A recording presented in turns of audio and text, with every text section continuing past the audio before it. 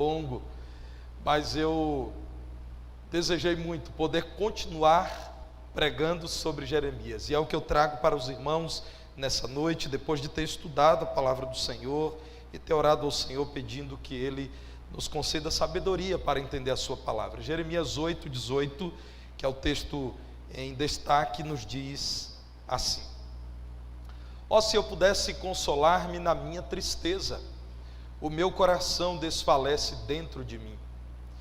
Eis a voz do clamor da filha do meu povo de terra muito remota. Não está o Senhor em Sião? Não está nela o seu rei? Por que me provocaram a ira com as suas imagens de escultura, com os ídolos dos estrangeiros? Passou a cega, findou o verão, e nós não estamos salvos. Estou quebrantado pela ferida da filha do meu povo, estou de luto, o espanto se apoderou de mim. Acaso não há bálsamo em Gileade? Ou não há lá médico? Porque, pois, não se realizou a cura da filha do meu povo? Provera a Deus a minha cabeça se tornasse em águas, e os meus olhos em fonte de lágrimas. Então choraria de dia e de noite os mortos da filha do meu povo. Pode assentar.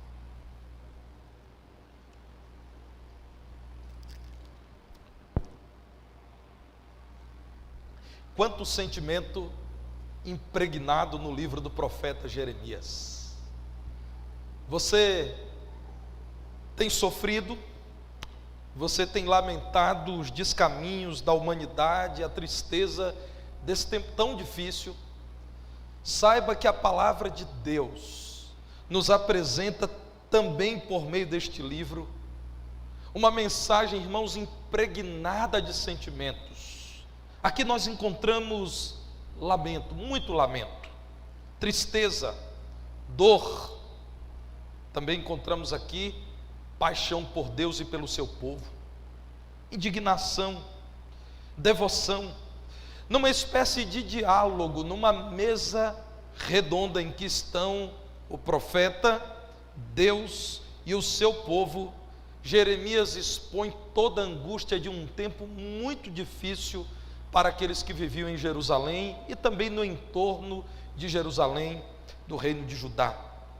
O tempo é aproximadamente 627 a.C., um tempo em que Deus já havia dito por meio do seu profeta que ele reprovou o reino de Judá, como havia reprovado também o reino de Israel.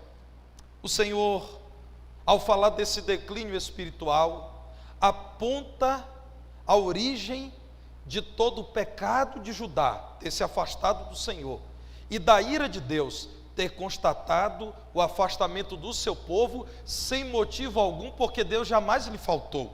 Aqui nós encontramos um homem, meus irmãos, que não fala com satisfação do juízo iminente do Senhor, fala com dor, fala com tristeza, porque Jeremias amava o seu povo e sofria ao ver o seu povo distanciado de Deus, o povo de Deus se envolvendo, por exemplo, com o culto idólatra, o culto a Baal, o culto aprendido com povos que mais influenciaram Israel do que, como deveria ser, receberam influência do povo do Senhor.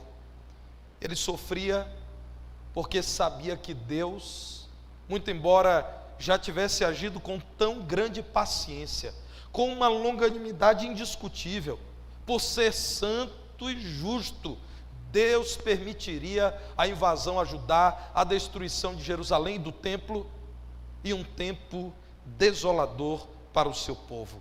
No verso 18 de Jeremias 8, que nós lemos no início, ele então clama: se eu pudesse consolar-me da minha tristeza, eu não encontro consolo, porque eu vejo que o meu povo permanece longe de Deus, o tempo está por acabar, e Deus cumprirá a sua palavra, porque, como Jeremias mesmo diz no seu livro, Deus vela por sua palavra para cumpri-la.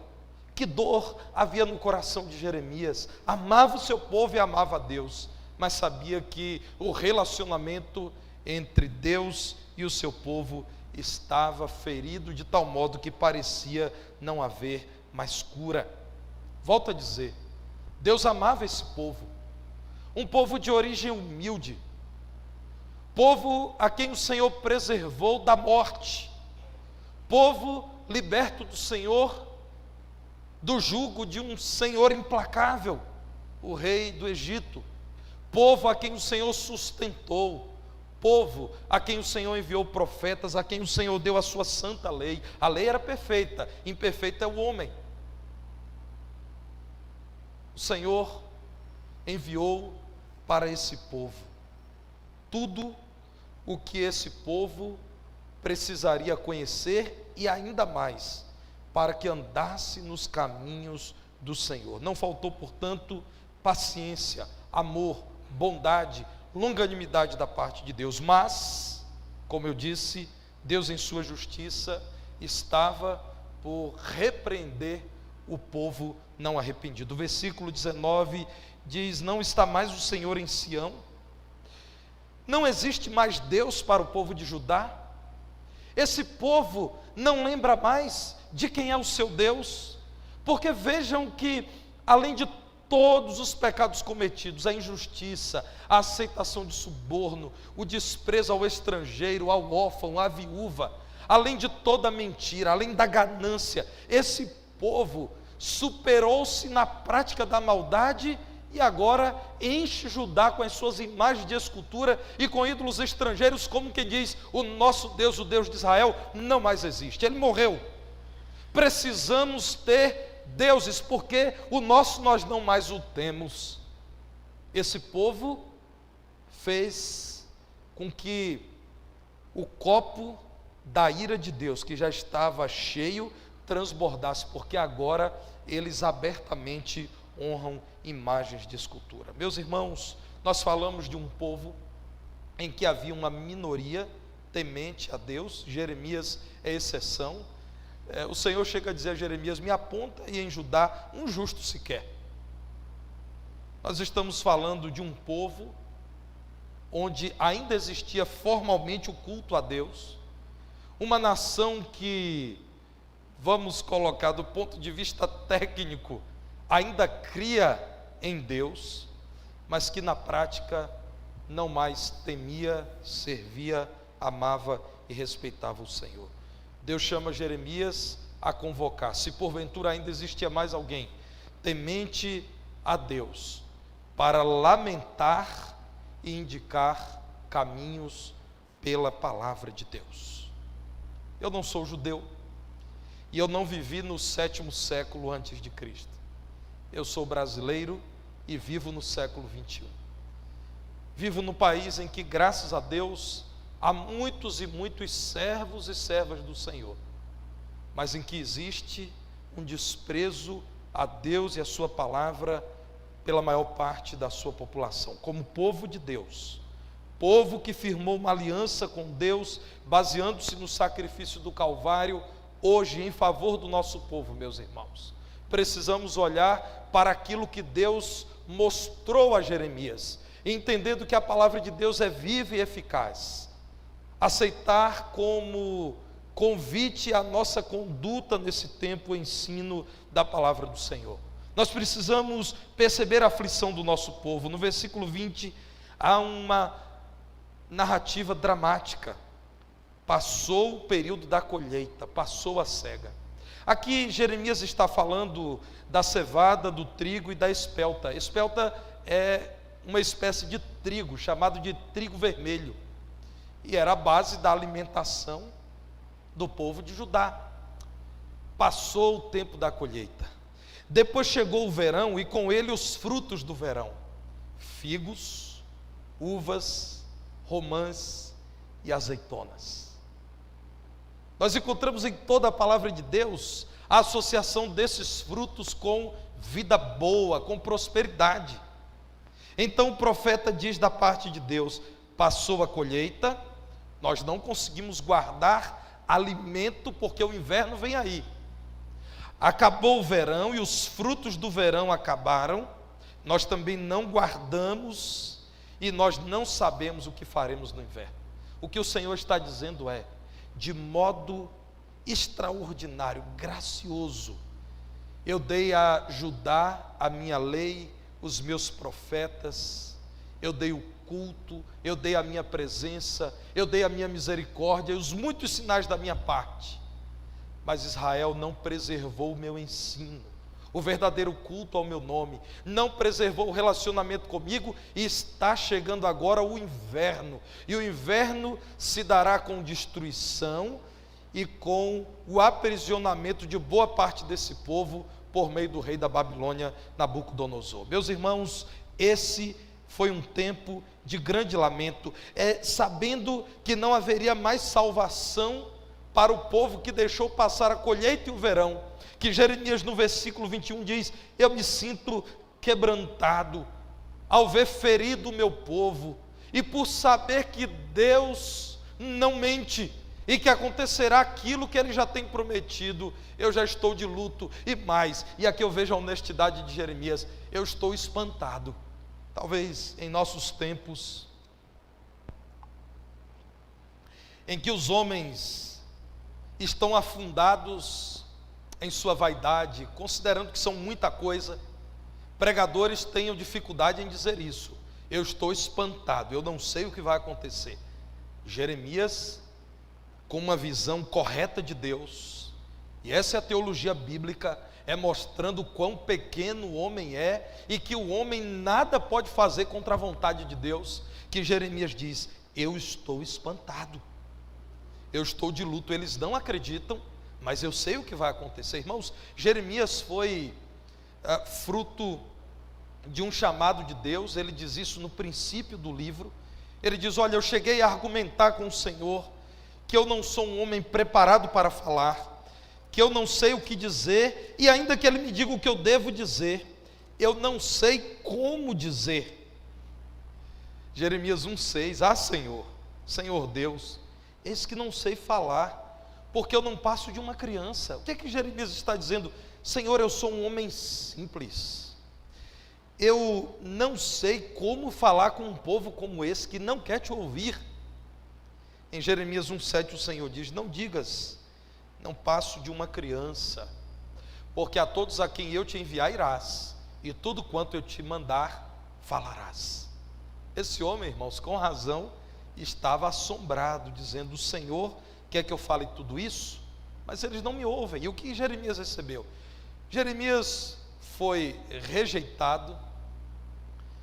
Jeremias, meus irmãos, foi atacado com mentiras, com injúrias, perseguido, desacreditado, amigos o abandonaram, ele foi preso e a cabeça dele foi posta a prêmio. Por isso Jeremias diz: Senhor, eu não sei o que vai acontecer, mas olhamos para esse homem de Deus e sabemos, ele percebia a aflição do seu povo e ainda amava o seu povo. Meu irmão, em favor do seu povo, ame o povo brasileiro. Deus poderia ter te feito nascer em qualquer lugar desse mundo. Ele que não erra, te permitiu nascer nesse pedaço de chão. Ame a sua terra e ouça o clamor do povo brasileiro. O mundo inteiro vive um tempo de grande dificuldade, mas como eu disse, nesse momento somos aqui crentes reunidos como crentes em Cristo Jesus no Brasil. O clamor do nosso povo se vê nas mortes. Há muita gente chorando, sofrendo a morte dos seus queridos. Se você tiver a oportunidade de conversar com qualquer pastor, eu não estou falando, meus irmãos, daqueles que têm desenvolvido um ministério na mídia, e não entendam isso necessariamente como uma crítica a homens de Deus, a quem Deus tem dado a oportunidade de pregar o evangelho verdadeiro nas mídias. Mas você precisa conversar com um pastor que apacenta, que cuida de pessoas, que sente cheiro de ovelha todo dia. Você saberá do que eu estou falando. Quantas vezes eu já chorei nesse tempo? Chorei muitas vezes com muita gente. É um tempo de lágrimas, um tempo de enfermidades. A nossa conversa normalmente volta a este assunto: doença, vacina. E eu encorajo você que já recebeu a primeira dose da vacina contra a Covid a não esquecer da segunda dose. Eu já recebi.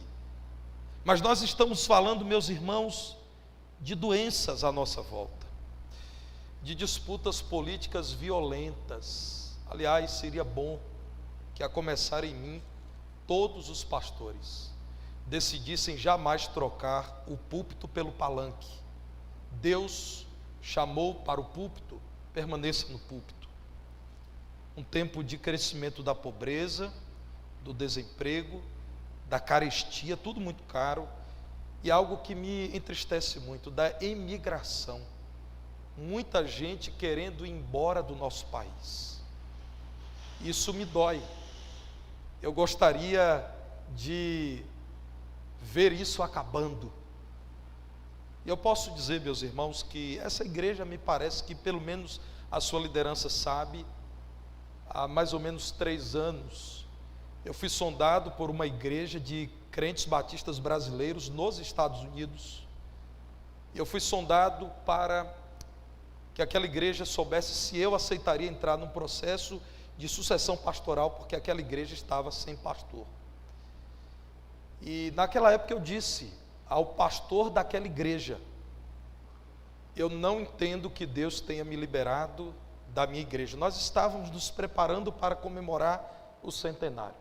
Mas eu disse também mais: no meu caso, eu não compreendo que Deus me tenha chamado para fora do meu país. Então me permita te dizer isso com muita humildade. Não está falando aqui alguém que não viu em algum momento a janela da possibilidade de morar em outro lugar se abrir. Eu e minha esposa tivemos que lidar com isso, e as pessoas mais próximas, irmãos, nos disseram coisas que vocês não acreditariam se eu pudesse dizer. Nós ouvimos até alguém dizer: o que é que vocês estão esperando? Arrumem logo as malas. Nós oramos ao Senhor.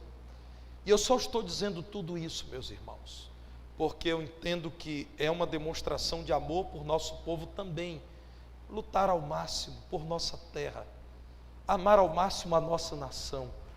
Eu sei que para alguns profissionais está difícil. Há irmãos queridos aqui nessa igreja que tiveram que fazer esse caminho, com muita dor se despediram dessa igreja.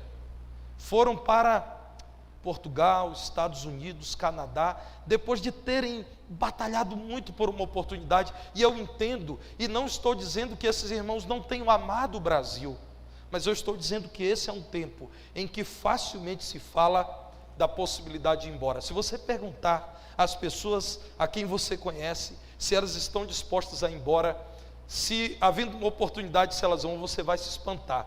Quantas pessoas têm pensado nisso? Aqui em nossa igreja, alguns adolescentes extraordinários, meninos e meninas comprometidos com Deus, e eu sonho vê-los liderando essa igreja no futuro.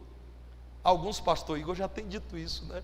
Alguns deles já me disseram isso: pastor, eu estou estudando e, se Deus permitir, eu não fico no Brasil. E é claro que eu sempre peço para que orem, para que não decidam sem que tenham uma convicção absoluta vinda do Senhor, uma decisão seríssima. Mas se eu pudesse, e quando eu posso eu digo: não desista agora, tente um pouco mais. Um tempo, meus irmãos, que deve nos levar a perceber a aflição do nosso povo. Mas eu sou pregador do Evangelho, eu não posso dizer que isso não seja a consequência de uma história de desprezo à palavra de Deus no país que eu amo. A idolatria, que é um pecado abominado pelo Senhor em toda a palavra, é uma marca do povo brasileiro. Talvez você diga: pastor, mas e nós os crentes que não nos envolvemos com idolatria? Graças a Deus, a presença da igreja de Cristo trazendo sal à terra e luz a esse mundo é a razão pela qual, meus irmãos, nem tudo ainda está perdido. Mas olhem para o nosso Brasil. O Brasil é um país majoritariamente idólatra, e nesses tempos de exacerbação da mídia, a idolatria também, não apenas do gesso e da madeira, mas de gente de carne, de osso. A idolatria, o desprezo à palavra de Deus. Irmãos, a maior parte dos brasileiros já ouviu a pregação do Evangelho. Eu e você conhecemos gente que sabe da máxima das Escrituras: só Jesus Cristo salva, a solução é Jesus Cristo, Jesus Cristo é a única esperança. Aliás, esse é o tema da campanha de missões nacionais, que daqui a 2 semanas, mais ou menos, nós iniciaremos e que as igrejas batistas já começam a realizar. Nosso país, marcado por materialismo e um amor tão grande a dinheiro, a Mamon, o Deus do dinheiro, que até nos púlpitos, irmãos, se ouve essa mensagem mentirosa, antibíblica. Isso é heresia, isso é pecado, irmãos. Dizer às pessoas que elas são tão mais abençoadas por Deus quanto mais zeros à direita houver na conta bancária, que elas são tão mais aprovadas por Deus quanto maior quantidade de bens elas declaram à Receita Federal, que elas são tão mais abençoadas quanto mais dinheiro tem no bolso. Isso não é verdade. Nós, na verdade, precisamos dizer: isso não é fé, isso se chama idolatria, amor a dinheiro.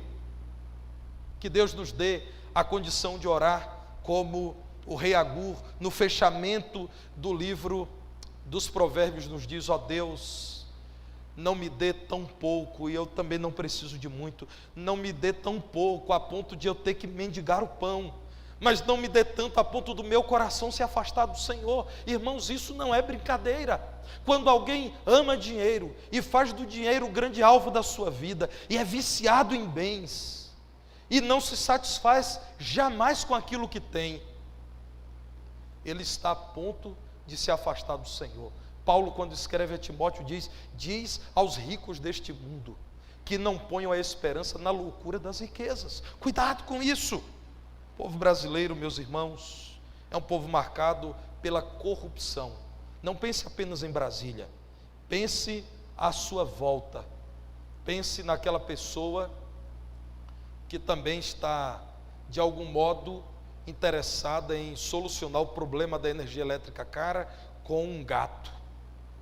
Ou pense naquela outra pessoa que está querendo solucionar o problema da elevação dos preços de produtos, comprando aquilo que é pirateado, aquilo que não é original, aquilo que não lhe pertence, você não pagou por isso.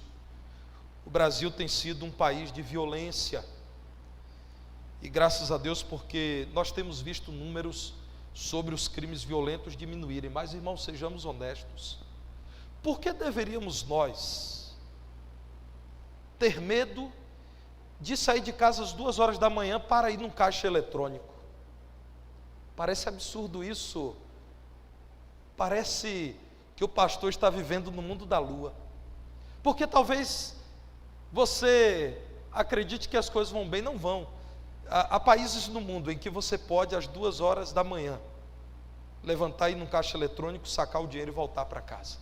Lembro-me que há alguns anos, quando eu estava no Panamá, eu peguei um táxi e estava conversando com um taxista, um panamenho, e quando eu vi que o lugar para onde eu fui era muito próximo do hotel, eu perguntei a ele se era perigoso voltar por volta de 8 horas da noite a pé.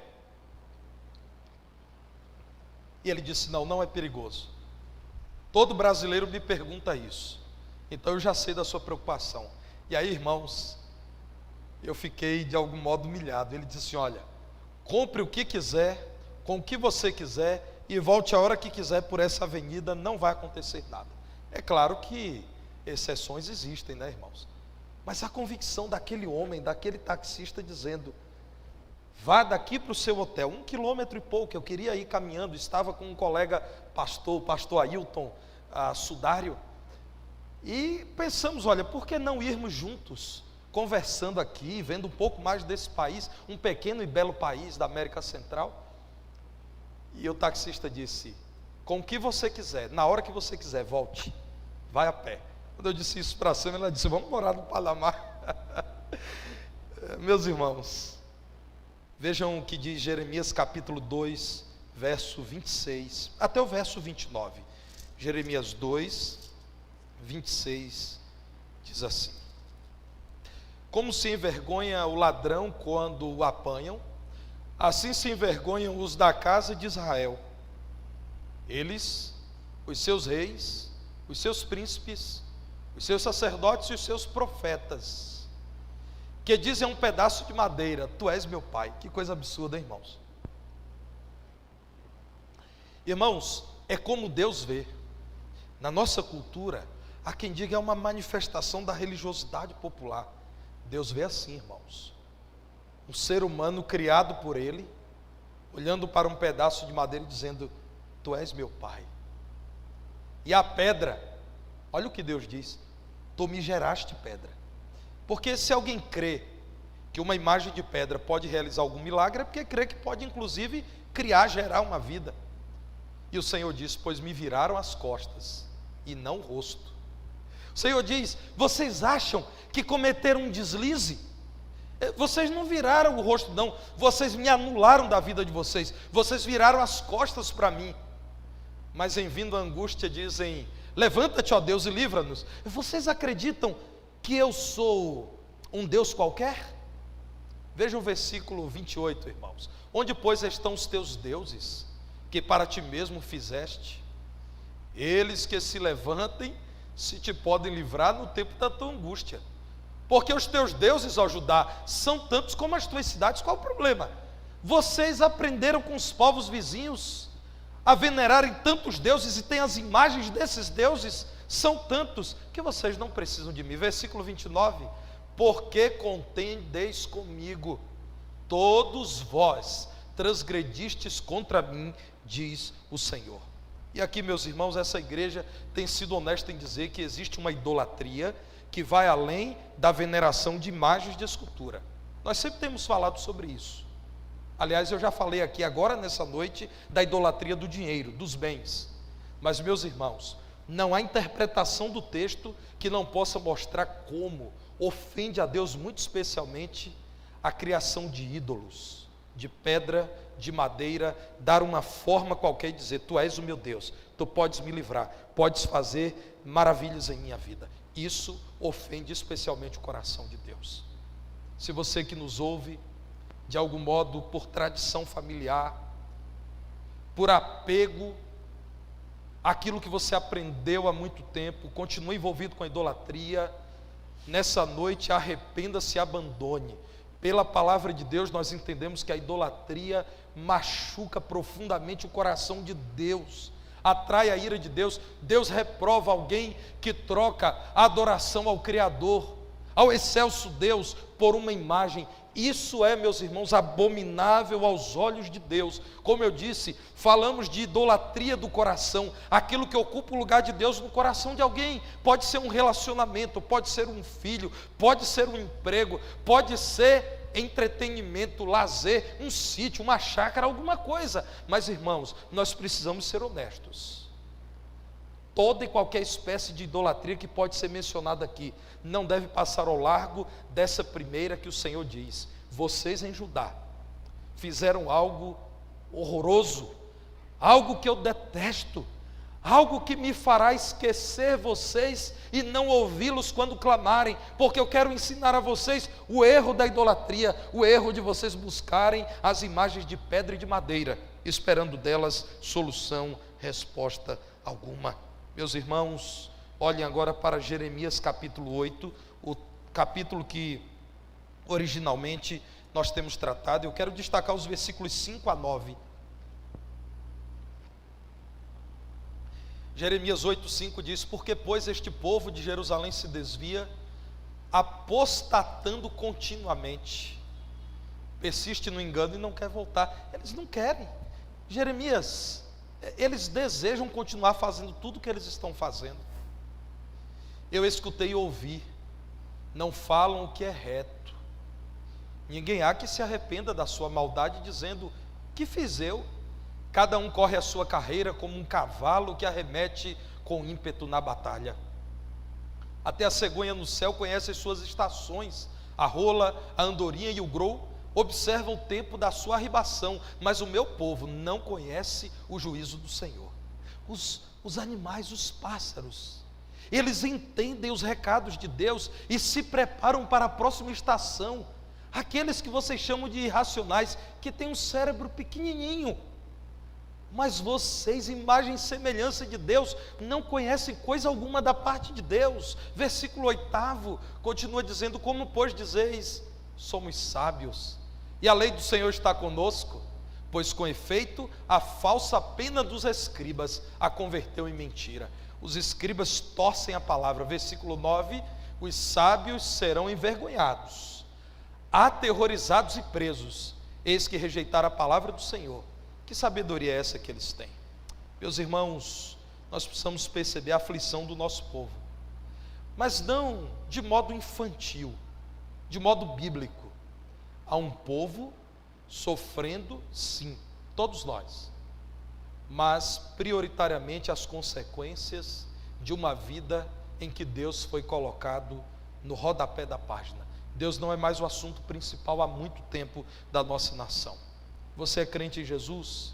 Você também, assim como eu, tem enfrentado as lutas desses dias. Todos nós precisamos comprar arroz e feijão. Todos nós, irmãos, nos vemos à volta com a crise sanitária do mundo. Todos nós estamos vendo a violência escancarada, especialmente nas redes sociais. Seja qual for a sua dificuldade, você ainda está em grande vantagem, porque você serve ao Senhor e pode deitar à noite e dormir em paz, porque você sabe que vive na presença de Deus, da dependência de Deus, no temor de Deus, e muito embora seja pecador, é um pecador redimido pela graça, perdoado pelo Senhor. Gosto quando leio o que Spurgeon escreveu acerca disso. Spurgeon disse: todas as tristezas da fé reunidas não se igualam em amargura a uma gota das tristezas do pecado. Fala-se muito de Charles Spurgeon, o grande pregador batista do passado em Londres, homem de Deus, grande pregador, grande escritor, pastor da maior igreja evangélica do mundo na época. Mas talvez muita gente não saiba que esse homem teve que lutar algumas vezes contra a depressão, irmãos. Esse homem foi atacado na imprensa do seu país. Esse homem sofreu muitas baixas ao longo da sua vida. Esse homem enfrentou algumas tristezas que um cristão enfrenta. Não só você, meu irmão, não só você, minha irmã, pois ele disse: reúna todas as tristezas que um cristão possa ter. Todas as tristezas de um crente reunidas não são piores do que uma gota que a tristeza do pecado traz ao coração do homem. Então você ainda está em vantagem. E porque você está em vantagem? Porque você é crente, porque você ama o Senhor, e nas suas dúvidas você pode orar ao Senhor, e nos ímpetos do seu coração você pode ser contido pelo ensino da palavra do Senhor. Eu quero dizer que você precisa apresentar respostas divinas ao povo brasileiro. Versículo 22 de Jeremias 8, o profeta diz: será que não existe mais nenhum remédio em Gileade? O bálsamo era parte de uma terapia usada em diversos tratamentos de saúde naqueles dias. E ele diz: não existe mais bálsamo? Não existe mais médico? Por que, pois, não se realizou a cura da filha do meu povo? Não há mais ninguém que creia em Deus? Não existe mais acesso à palavra de Deus? Deus morreu? Quando Lutero, o grande pregador do século XVI, reformador da igreja, estava entristecido e num estado depressivo, ao que parece, pelos relatos que temos à disposição, estava já há um tempo e não conseguia sair do seu quarto. A sua esposa vai de preto levar mais uma refeição no quarto, e cabisbaixa e toda vestida para um sepultamento. Então ele pergunta: alguém morreu? Ela disse: sim, Deus morreu. E Lutero rapidamente diz: não diga um absurdo desse, não pode ser que Deus esteja morto.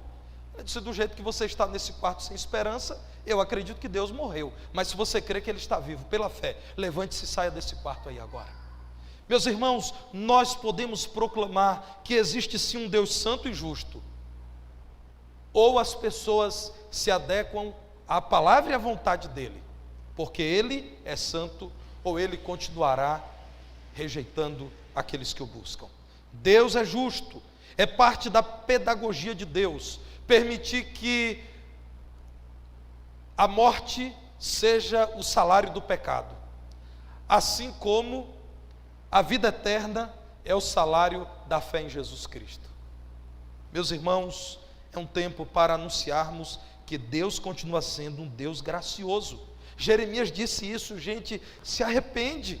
O Senhor vai cumprir a sua palavra, vai julgar vocês, reprovar vocês, punir vocês. Vejam, meus irmãos, no capítulo 3, versículo 22 aí de Jeremias, quando é dito mais uma vez: voltai, ó filhos rebeldes, eu curarei as vossas rebeliões.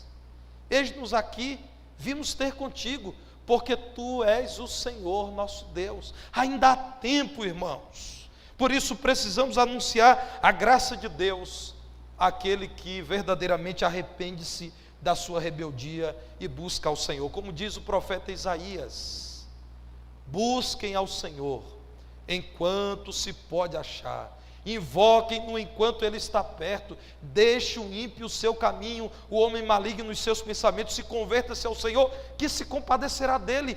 Torne-se para o nosso Deus, que é misericordioso, que é grandioso para perdoar.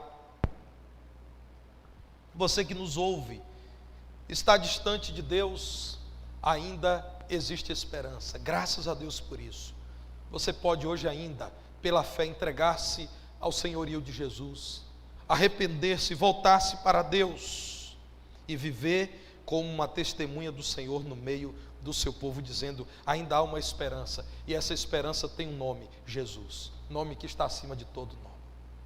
Quando eu olho para o capítulo 9, versículo 1, eu vejo Jeremias dizendo: Senhor, eu tenho sofrido tanto, e a dor é tão grande que eu gostaria de ter uma caixa d'água na minha cabeça, e os meus olhos deveriam ser como torneiras. Vejam aí, irmãos, capítulo 9, versículo 1, porque eu queria chorar sem parar pelo meu povo.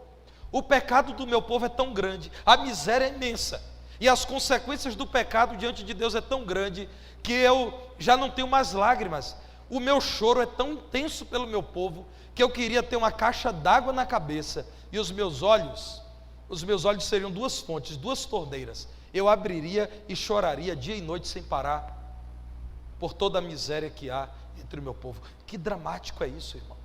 Você tem sentido isso como servo de Deus? Você tem chorado pela salvação do seu povo? Você tem chorado por um avivamento genuíno dos céus, não fogo estranho, fogo do céu na igreja de Jesus, fogo que santifica, irmãos, não é fogo que traz descontrole e balbúrdia no culto, não. Você tem investido em vidas que se apresentam para servirem ao Senhor na pregação da palavra? Você tem orado para que Deus levante novos pastores no seio da nossa igreja? Outro dia um colega pastor estava me dizendo que admira a primeira igreja, porque muitos pastores têm surgido dessa igreja. Ao longo dos anos, vários pastores têm sido entregues por essa igreja ao reino de Deus, mas eu disse a esse colega: meu irmão, a minha crise é que eu acho que são poucos, nós precisamos do triplo disso, nós precisamos que outros sejam levantados pelo Senhor, precisamos orar por isso, irmãos, homens fiéis à palavra de Deus, homens que preguem Bíblia, o Evangelho. Existe um crime no Brasil, previsto em lei, é uma infração gravíssima no trânsito, mas é também um crime, e se houver a associação deste crime com a morte de alguém, isso dá cadeia. É um procedimento chamado pneu frisado ou pneu riscado. Os irmãos sabem o que é isso? Frisar o pneu, riscar o pneu, quem sabe o que é isso? Muita gente sabe. Ronaldo, aquele pneu ficou careca, está chegando na estrutura, a pessoa vai lá e frisa os sucos dele, não é isso? E aí, irmãos, não suporta mais a carga que um pneu novo suportaria. A aparência do pneu é boa, e há gente que comete esse crime, que ainda pinta os sucos, e muitas vezes aquele novo suco é borracha que é tirada mesmo, para ter a aparência de novo. O pneu é pintado de preto, a aparência de um pneu novo, mas aquilo é um pneu que pode matar alguém a qualquer momento. Meus irmãos, reforma de pneu frisado não é reforma, é engano. Não adianta. Vidas reprovadas por Deus precisam de arrependimento do pecado e de entrega da vida ao Senhor Jesus. Apoteose, grito, adesivo no carro, postagem em redes sociais, nada disso substitui o que a palavra de Deus diz. Não queira frisar de novo o seu coração e dar uma aparência de vida com Deus. Você precisa de novidade de vida, trocar pneu velho por pneu novo e ter segurança para caminhar, para trafegar. E pneu novo, coração novo aqui, é uma vida genuinamente entregue nas mãos do Senhor Jesus, confiando em Deus e apenas dele. Fale que Jesus Cristo é a única esperança. Dê testemunho de Cristo onde você está, onde você vive, por onde você anda. Não deixem as pessoas acreditarem que existe uma outra solução para o Brasil que passe ao largo do Evangelho, que exista uma outra mensagem mais urgente do que a mensagem da palavra de Deus. Quem crê será salvo, mas quem não crê já está condenado, porquanto não crê no nome do unigênito Filho de Deus. Em favor do seu povo, sensibilize, os dias são difíceis. Sensibilize-se pela dor, pelo sofrimento, mas responda da parte de Deus com a pregação do Evangelho, que a sua vida seja uma pregação genuína do Evangelho. Nós temos a resposta para esse tempo, irmãos. Aqui nessa igreja, aqui nesse culto, aqui nesse púlpito em que a palavra de Deus está aberta e não há outro livro aqui aberto, está a resposta para a nossa pátria, a pátria que amamos. Nós temos uma resposta para um povo que espera respostas em suas angústias. Eu quero orar com você agora, e eu sugiro a você que faça 3 pedidos ao Senhor. Primeiro pedido, para que eu e você possamos ser testemunhas de Cristo onde nós andarmos, onde nós estivermos, onde e com quem nós nos relacionemos. Peça a Deus que te dê a condição de corajosamente falar de Cristo, falar com amor, falar com verdade. Em segundo lugar, meu irmão, ore pelo seu povo a cada dia, ore mesmo. Em terceiro lugar, junte-se mais ainda à sua igreja e vem conosco trabalhar para que o nome de Jesus seja engrandecido em nossa terra. Você pode ajoelhar-se e orar comigo nessa hora? Se você não puder, fique assentado mesmo. Eu sei que alguns irmãos têm alguma limitação, mas se você puder, vamos nos ajoelhar e vamos orar.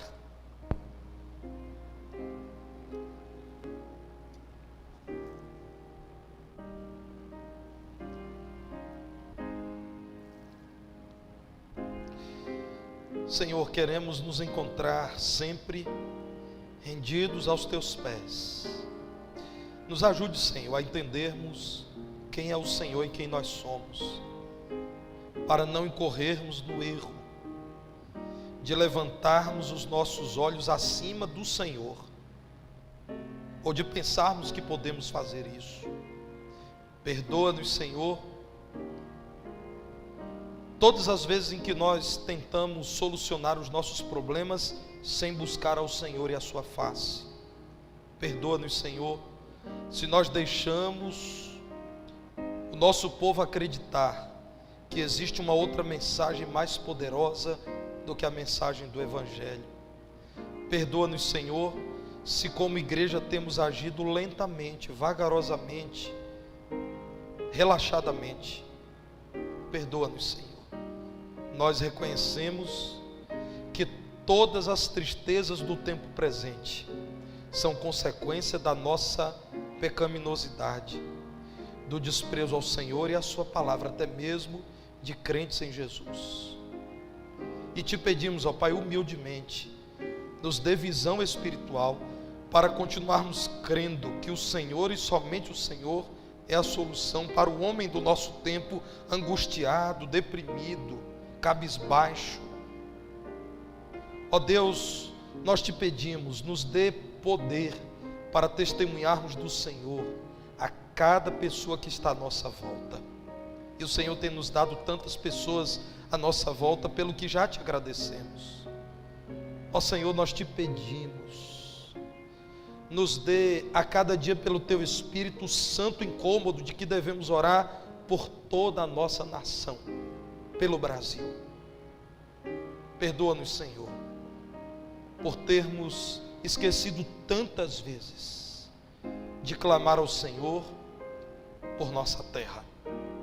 Ó Deus, nós te pedimos, sustente a tua igreja. Há tantas e tantas e tantas igrejas que amam ao Senhor em nossa terra. Que bênção, Senhor, podermos saber que diferentes denominações têm sido sérias na proclamação do Evangelho. Sustente essas tuas igrejas e nos ajude, Senhor, a cooperar com as igrejas que têm trabalhado fielmente pela expansão do teu reino no Brasil. Nós te pedimos, ó Pai, mais uma vez, como tantas vezes já te pedimos, oriente todas as autoridades dessa nação, de cada cidade, de cada estado, do país como união, os governos nas diferentes instâncias. Senhor, nós te pedimos, ó Pai, orienta o teu povo, dá-nos vitória sobre a pandemia. Nós somos muito gratos ao Senhor pelas boas notícias dos últimos dias, mas nós te pedimos humildemente, nos dê mais, Senhor, nos dê a oportunidade de vencer de uma vez por todas esse momento tão triste, tão difícil. Ó Deus, nos dê a condição de sair daqui confiando um pouco mais no Senhor, confiando mais no Senhor do que quando aqui chegamos. Ó Deus, e naquilo que o Senhor quer nos falar, fala-nos, usa os teus servos que assumem esse púlpito para nos falarem com a tua palavra aberta